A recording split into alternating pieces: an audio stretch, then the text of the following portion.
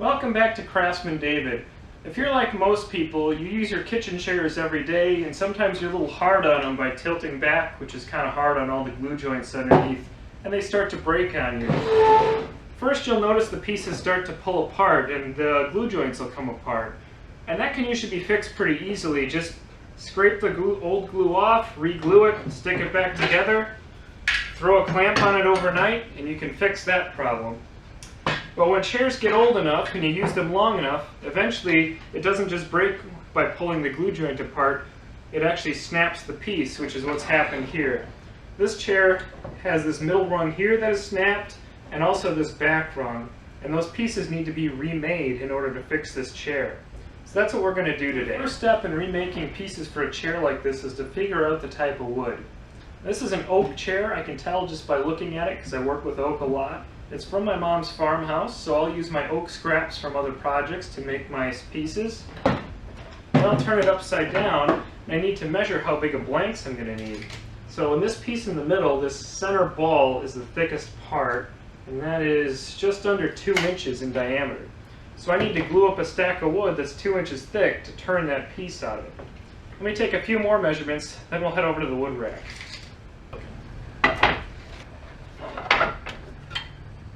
So after all that sorting, I've selected these 2 pieces of wood, one for each piece I have to make. They look a little rough, but after I run them over the joiner, they're going to look great.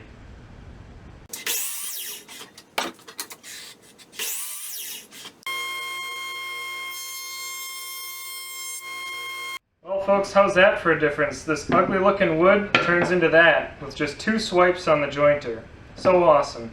Now notice there's no reason to put this through the planer to make the sides parallel, because it's just going to end up as a block that's turned, so being parallel really doesn't matter.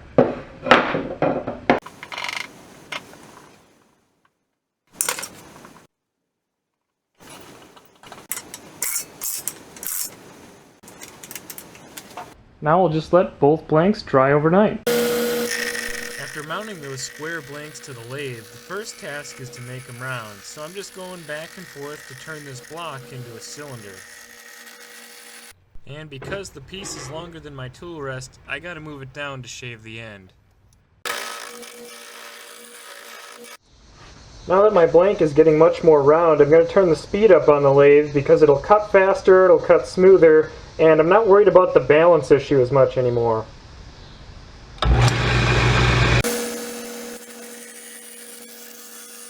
No need for a tape measure here. I'm just using the old piece to mark out any shoulders, tapers, or transitions.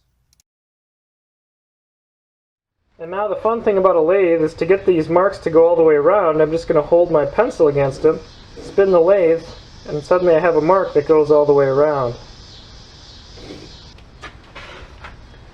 So now to copy this, I'm going to use the parting tool and I'm going to cut a diameter down to each of these spots that's identical to the diameter here. And an old turner's trick, especially for tenons, it works really well to find a wrench size. So this is a 5/8 hole, so a 5/8 wrench works pretty well to tell me the depth I need for that tenon.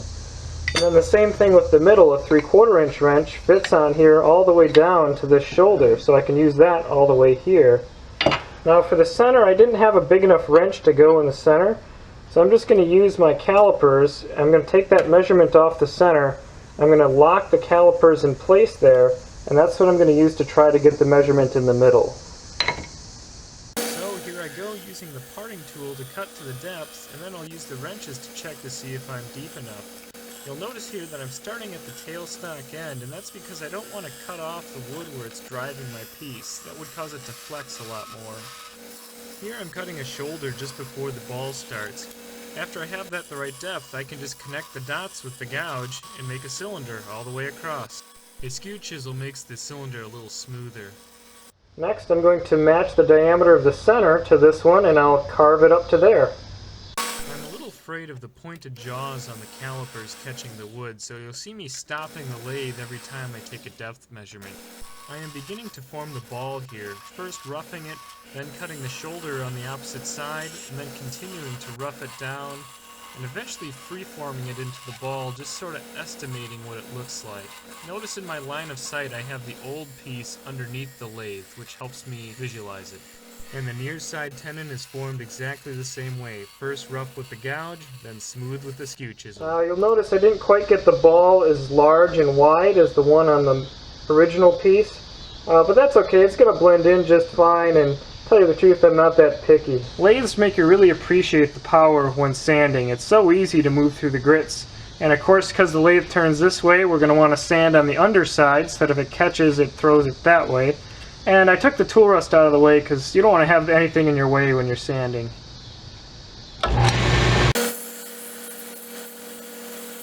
And a little tip, after you're done sanding around and you're ready to switch to the next grit, take that same grit and go back and forth. That way those radial scratches turn into longitudinal scratches which blend in better to the grain.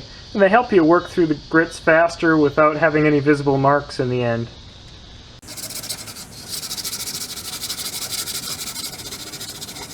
I cut the nubs off the piece with a handsaw, but it left the end a little rough, so I smoothed it up here at the strip sander. That's one piece done. Now the more complicated piece out of this blank. So watch out if you're using reclaimed wood like I am. My chisel was bouncing off the piece as I was trying to round this next piece, and there's a nail still in it, so I got to pull that out.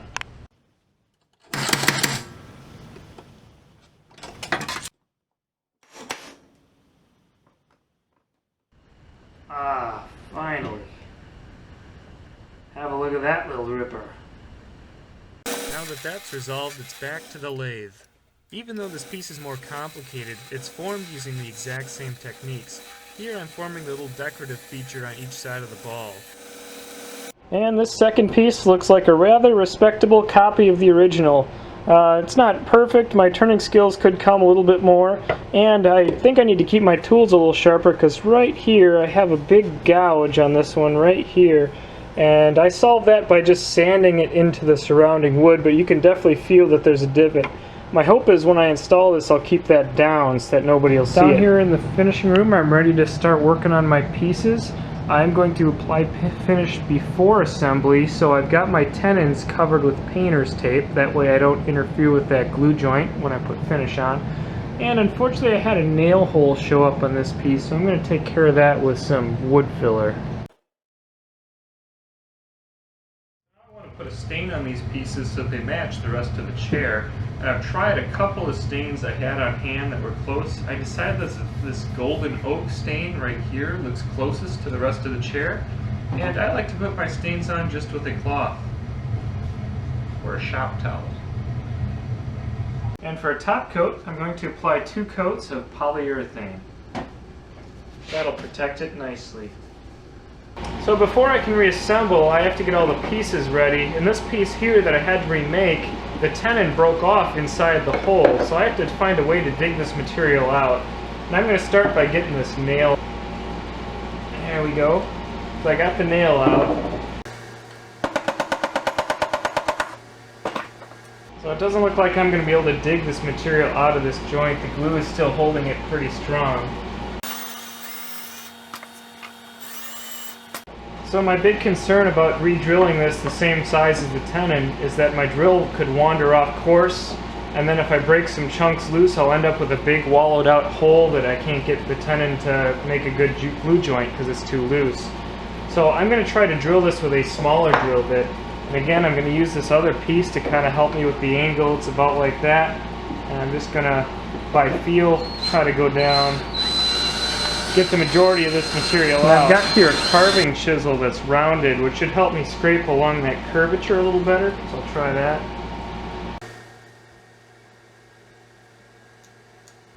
Oh yeah, that's working. This curved chisel worked better than anything. I was able to break up all those chips, get them out. Now I have a nice clean hole. I'm going to use the rotary tool to scrape any leftover glue. I don't want to wallow it out. Just put it on low speed and go in just to get the glue out. That should be good. Oh yeah, look at that. Goes right in. That's a nice fit. Okay, so now I got all my holes cleaned out. I'm ready for assembly. I want to check these 2 sub-assemblies to see if the glue joints are good. This one's real stiff. I can tell that both these joints, even the glue is holding, so that I'm not going to mess with. On this one, I had some wiggle, and I can figure out that the glue is broken on this joint right here, and all it's holding is this little nail on the underneath. So if you had one of those glue injectors, the thing to do would be to drill a small hole into that joint and inject glue. I don't have one of those, so I'm actually going to try to rip this joint apart so that I can get at it. So here we go, I was able to rip it apart. Without the glue, it's not too much to overpower that brad. I just have to be careful that I didn't destroy this piece, because then I'd have to remake it. And before I assemble, I want to take some coarse 80 grit sandpaper and go over these tenons. I don't want to go crazy making them much smaller. I just want to scrape them enough to get that glue residue off so that the new glue can stick directly to the wood. Even though there are 9 glue joints, I decided to go for it all at once. It didn't go too bad. I kept a mallet on hand in case anything needed to be persuaded. I also tried to make sure I used a cloth to wipe off any glue as I was going along. One clamp across the bottom keeps the legs from spreading apart, and you'll see me put the chair on its feet and push down. That's a very important step for making sure the glue up comes out level. I don't want the chair to rock. And for a little extra security, I'm going to put one brad nail in each of these glue joints. I don't want to split the wood, so I'm going to pre-drill them. I'm just going to try to follow the hole from the old brad nail. So right here.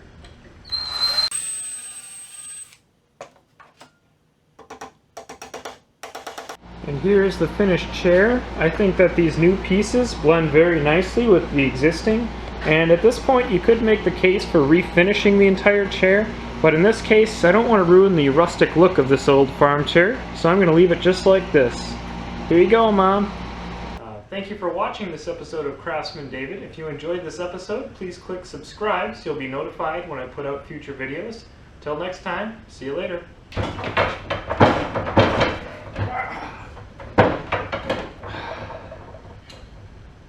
Piece of cake.